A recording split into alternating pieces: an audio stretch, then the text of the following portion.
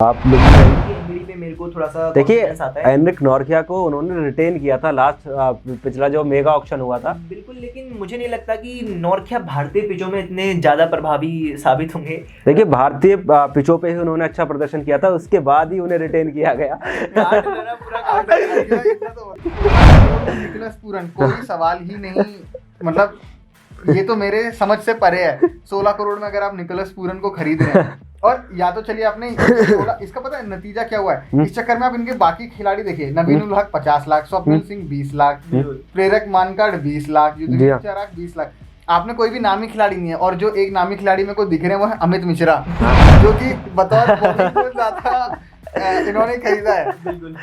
Player बतौर bowling coach मेरे को लग रहा है कि ये सैलरी वाइज 50 लाख बॉलिंग किया था हैरी को, लेकिन उसे लेने में असमर्थ साबित हुए क्योंकि पर्स वैल्यू उनकी कम रह गई। लेकिन हम सब कुछ लुटाने के लिए राजस्थान रॉयल उस पर तैयार थी, लेकिन 25 लाख रुपए से बात खा गए। लेकिन कहीं ना कहीं बात करते हैं, उन्होंने एक खिलाड़ी को लिया है, नाम है जो रूट, 1 करोड़ रुपए में दूसरे राउंड में उन्हें ले गए। लेकिन अभी भी इस टीम में क्या आपको मतलब स्ट्रेंथ क्या नजर आ रही है? कमी तो सबको दिख रही है कि क्या कमी है, लेकिन स्ट्रेंथ क्या नजर आ रही है? देखिए कमी की आपने बात करी, मुझे कमी भी कोई नजर नहीं आ रही है राजस्थान रॉयल्स के स्क्वाड में। पिछले सीजन इन्होंने जो परफॉर्म किया, क्या बैलेंस टीम थी इनकी, चाहे सलामी बल्लेबाजों की बात करें, स्पिनर्स की बात करें, तेज गेंदबाजों की बात करें, एकदम बैलेंस स्क्वाड नजर आई थी। और इस बार भी मुझे लग रहा है कि इनके पास काफी अच्छे स्पिनर्स की बात करें, तेज गेंदबाजों की बात करें, बल्लेबाजों की बात करें, स्पिनर्स में आपके पास कुलदीप यादव, रविचंद्रन अश्विन और युजवेंद्र चहल जैसे खिलाड़ी हैं। और अब एक और एडम जाम्पा। तो पूरा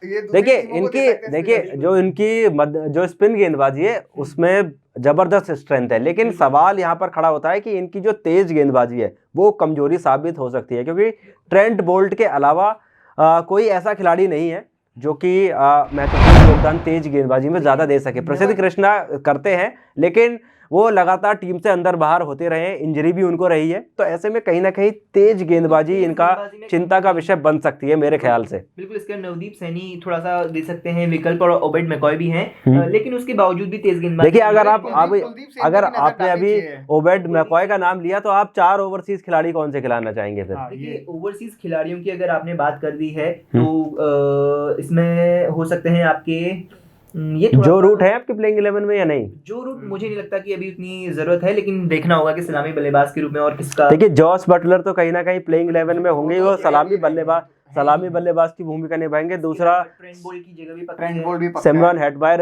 कहीं ना कहीं खेलेंगे, क्योंकि फिनिशर की भूमिका निभा सकते हैं। अब चौथा कौन होगा जो रूट को लेंगे? जैम्पा के रूप में अगर किसी मैच में अगर स्पिनर को मौका देना चाहे तो चौथा खिलाड़ी वो हो सकता है। मेरे ख्याल से जेसन होल्डर को ये मौका दिया जाना चाहिए। वही मैं भी उस पे आ रहा था कि मेरा जो मानना है राजस्थान का यह है कि ये एक इकलौती टीम थी मेरे हिसाब से इस ऑक्शन में जिनको ऐसे ज्यादा चेंज की जरूरत ही नहीं पिछले साल से। जी हाँ। पर इन्होंने जो जेसन होल्डर खरीदा है और एडम जैम्पा, इन्होंने इस साल ऑक्शन में बड़े ही बैकअप खिलाड़ी लिए हैं ज्यादातर, और 1 या 2 ऐसे लिए हैं जिनको उनको मेन टीम से रिप्लेस करना है। तो जेसन होल्डर वो काम करेंगे, और बट एक बॉलर भी है और बल्लेबाज की भी बढ़िया भूमिका निभा सकते हैं। पर मैकॉय को बाहर रखना बहुत ही बड़ा डिसीजन रहेगा, क्योंकि पिछले साल उन्होंने बहुत ही बढ़िया प्रदर्शन दिया। जी हाँ। तो कहीं ना कहीं जो इस टीम की स्ट्रेंथ पर शक नहीं है, लेकिन शक कहीं ना कहीं ये होने वाला है कि 4 ओवरसीज खिलाड़ी कौन से आप खिलाएंगे। अब अगली बात करते हैं राजधानी दिल्ली कैपिटल्स की।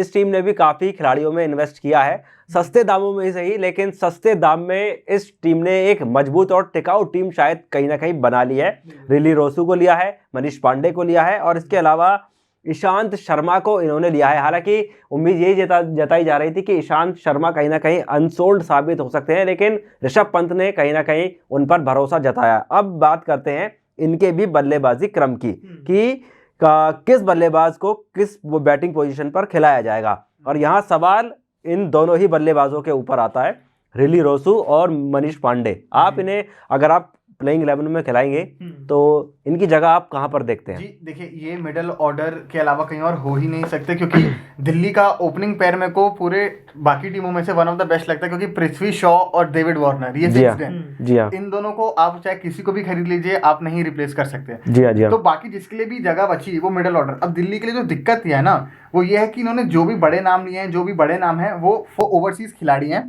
जैसे कि फिल सॉल्ट लिया, राइली रूसो लिया। अब आपके पास है कि यहाँ पे मिडिल ऑर्डर में मिशेल मार्श है आपके पास, तो अब आप इन्हीं 3 में से किसी 1 या 2 को जाना पड़ेगा, जिसमें से एक इतने बड़े पैसे लगाए आपने 4.6 करोड़ और 2 करोड़। जी हाँ, जी हाँ, जी हाँ। तो मेरे हिसाब से कहीं ना कहीं अगर आप मिचेल मार्श को देखें तो मिचेल मार्श को नंबर 3 पर बल्लेबाजी करनी चाहिए, क्योंकि ऑस्ट्रेलिया के लिए भी ये वो काम कर चुके हैं। चौथे नंबर पर ऋषभ पंत को आना चाहिए और राइली रूसो में भी 5वें नंबर पर आप राइली रूसो को खिला सकते हैं, या फिर एक वेस्ट इंडीज के विस्फोटक बल्लेबाज है रोवेन पॉवेल, तो इनको भी आप ले सकते हैं। लेकिन बात करें गेंदबाजी की, तो गेंदबाजी क्रम क्या होना चाहिए आपके हिसाब से? गेंदबाजी में मेरे को नहीं लगता कि जो पिछले सीजन तक जो दिल्ली का था वो इस बार भी नजर आने वाला है। मुस्तफिजुर रहमान इनके पास है, लुंगी एंगड़ी इनके पास है, खलील अहमद, कमलेश नागरकोटी, काफी सारे अच्छे तेज गेंदबाज इनके पास हैं। एंड्रिक नॉर्किया को आप भूल गए। बिल्कुल बिल्कुल, मैं उन्हीं का नाम लेने वाला था।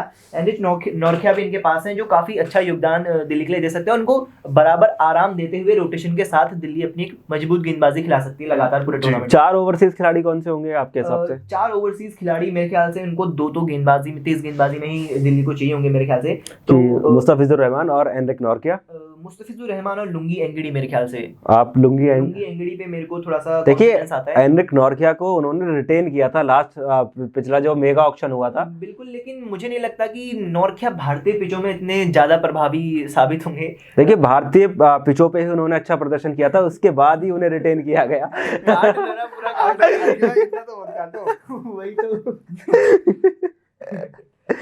तो तेज गेंदबाजी मेरे ख्याल से मुस्तफिजुर रहमान और एंड्रिक नॉर्किया दिल्ली कैपिटल्स की भूमिका निभा सकते हैं। इसके अलावा ओवरसीज खिलाड़ी के तौर पे तीसरे रीले रोसो मेरे ख्याल से मध्य क्रम में अच्छी भूमिका निभाएंगे दिल्ली कैपिटल्स। और डेविड वार्नर मेरे हिसाब से रेली रोसो के बजाय रोवेन पॉवेल को मौका दिया जाना चाहिए। मैं यहाँ पे थोड़ा राहुल के साथ अग्री करता हूँ कि अगर 4.6 करोड़ का एक खिलाड़ी लिया है तो पहले उससे आप ट्राई तो करवा के देखना ही पड़ेगा।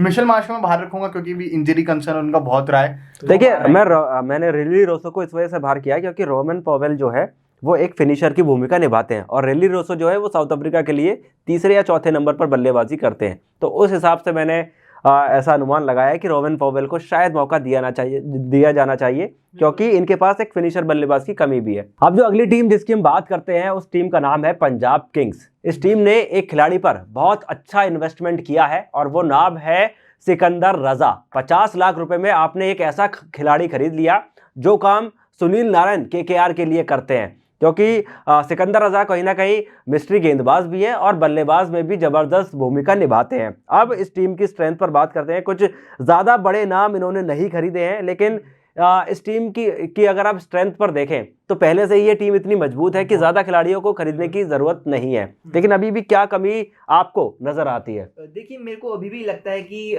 पंजाब किंग्स एक मजबूत टीम है। साथ में जो सैम करन और जो सिकंदर रजा टीम में है तो इससे मजबूती इनकी यकीनन बड़ी है लगभग। इसके अलावा इनके पास मेरे ख्याल से ऑलराउंडिंग के लिए लियाम लिविंगस्टन है।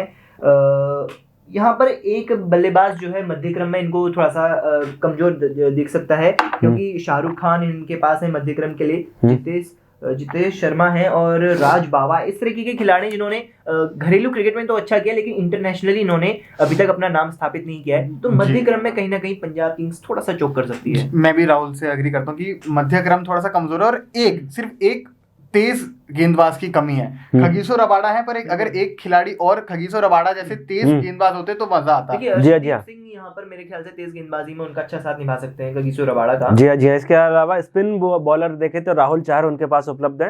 भाई सलामी बल्लेबाज में जॉनी बैरस्टो जैसे खिलाड़ी उनके पास हैं। तो टीम में अगर देखें तो जैसा कि आप दोनों ने बताया कि कहीं ना कहीं मिडिल ऑर्डर और तेज गेंदबाजी क्रम जो है वो कहीं ना कहीं थोड़ा बाकी टीमों के मुकाबले फीका साबित हो रहा है। लेकिन अब बात यहाँ पे एक ये देखना पड़ेगा कि क्या पंजाब किंग्स लियाम लिविंगस्टोन को बाहर रखेगी कि नहीं रखेगी, क्योंकि देखिए लियाम लिविंगस्टोन को बाहर रखना एक बहुत बड़ी चुनौती साबित हो सकता है क्योंकि इतने अगर पावर हिटर की बात करें तो अगर मेरे अनुसार देखा जाए तो इस वक्त पूरे वर्ल्ड क्रिकेट के इतिहास में सबसे बड़ा पावर हिटर कोई है तो वो है लियाम लिविंगस्टोन। तो इस खिलाड़ी को बाहर बैठाना एक बहुत बड़ी चुनौती किंग्स 11 पंजाब के लिए जो है साबित हो सकता है।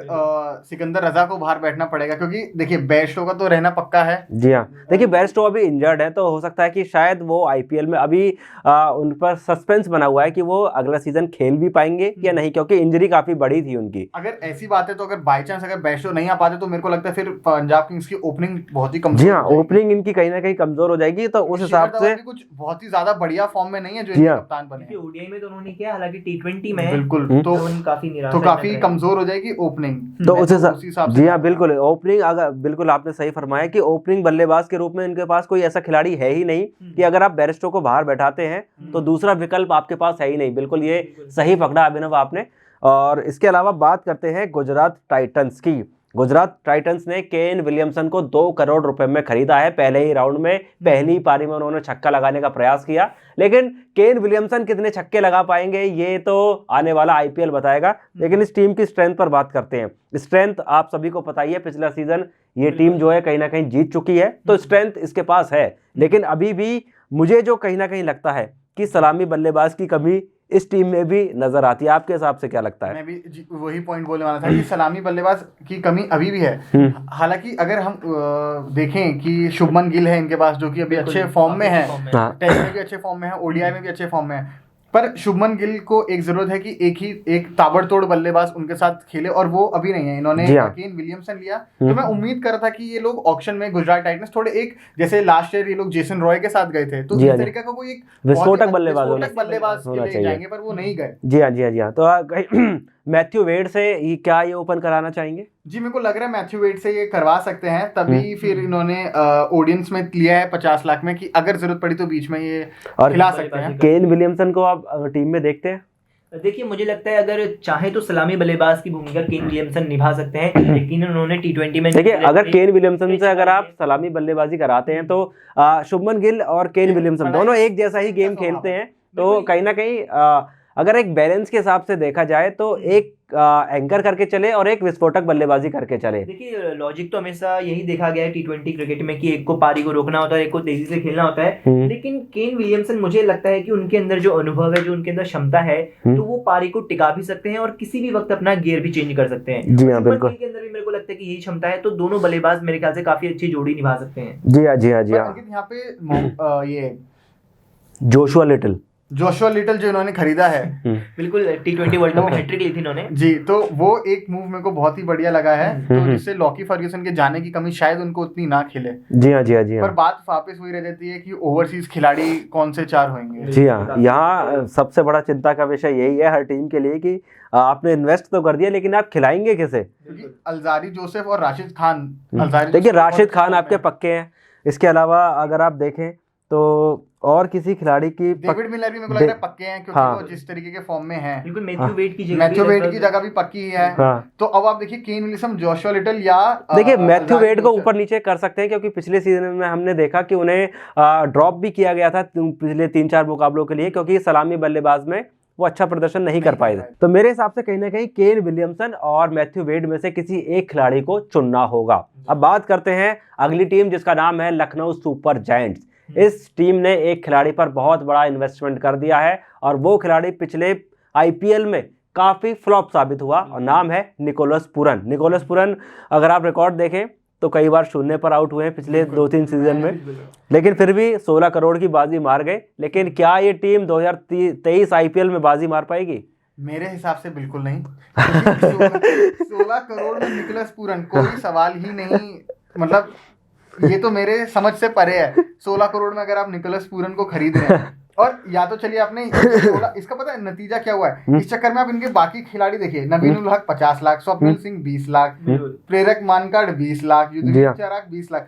आपने कोई भी नामी खिलाड़ी नहीं है, और जो एक नामी खिलाड़ी में को दिख रहे हैं वो है अमित मिश्रा, जो कि बतौर बॉलिंग कोच ज्यादा इन्होंने खरीदा है। प्लेयर बतौर बॉलिंग कोच मेरे को लग रहा है कि ये salary wise 50 lakh bowling coach. देखिए सवाल वही उठता है कि आपने 16 करोड़ में निकोलस पुरन को खरीदा है, आप 2 करोड़ में कहीं ना कहीं ट्रेविस हेड को खरीद सकते थे, क्योंकि आपके पैसे की बचत भी होती और कहीं ना कहीं जैसा उनका फॉर्म चल रहा है वो। यहाँ पे मैं एक चीज बोलना चाहूंगा कि ये मेरे को इकलौती टीम लग रही है, हालांकि बाकी टीमों का देखना पड़ेगा, जिसने एक खिलाड़ी और दूसरे खिलाड़ी में इतना जंप है पैसों का। इनका पहला खिलाड़ी है 16 करोड़ का निकोलस पूरन, और जो दूसरा महंगा खिलाड़ी है वो है डैनियल सैम्स 75 लाख। देखिए तो 15 करोड़ 25 लाख का अंतर है इनके दो खिलाड़ियों में। जी हाँ, बहुत ज्यादा फर्क ये हो गया इनके। अगर देखा जाए आपके हिसाब से कितना फर्क, ये फर्क कितना फर्क अगले वाले आईपीएल में डालने वाला है?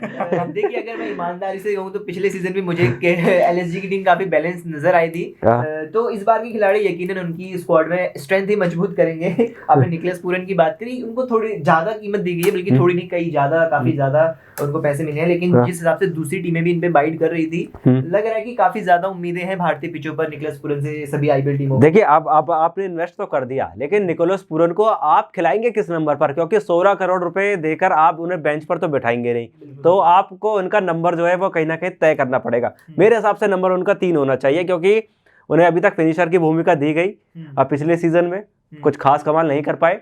हो सकता है कि वो पावर प्ले में आए अगर एक आध विकेट गिरने के बाद, तो शायद पिंच हिटिंग करके कुछ महत्वपूर्ण रन बटोर सके। जी, मेरे हिसाब से तो उनको 2 डाउन आना चाहिए, क्योंकि मैं दीपक हुडा को 1 डाउन देखना चाहूंगा इस बार। ये मेरा अच्छा देखने का मन है। दीपक हुडा को आप फिनिशर की भूमिका देना चाहेंगे या नंबर 3 पर? हुडा ने इंडिया के लिए भी ऊपरी क्रम में अच्छा परफॉर्म किया है, तो मेरे ख्याल से मैं अभिनव का यहाँ पे साथ दूंगा और फर्स्ट डाउन जो है उनको भेजूंगा। इनके 4 ओवरसीज खिलाड़ी कौन से होंगे आपके हिसाब से? 4 ओवरसीज खिलाड़ी के लिए मेरे को लगता है कि इनके हो सकते हैं आपका निकोलस पूरन, हमारे 16 करोड़ के खिलाड़ी पहले तो ये होंगे, और उसके अलावा क्विंटन डिकॉक यकीनन जो है सलामी बल्लेबाज की भूमिका निभाएंगे। मार्कस स्टोइनिस हो सकते हैं, तेज गेंदबाजी भी है, बल्लेबाजी भी है, और इसके अलावा काइल मायर्स कहीं हो सकते हैं। मेरे को लग रहा है कि राहुल भी शायद मार्क वुड के साथ जाएंगे चौथा। जी हाँ, मार्क वुड, जी हाँ बिल्कुल, मार्क वुड के साथ जाना ही पड़ेगा, क्योंकि ये एक ऐसे गेंदबाज हैं जो इंग्लैंड के लिए भी इन्होंने अच्छा प्रदर्शन किया है और इनके लिए भी अच्छा परफॉर्मेंस कर सकते हैं, क्योंकि तेज गेंदबाजी करते हैं। तो स्ट्रेंथ में इनकी कोई कमी नहीं है, लेकिन कभी यही है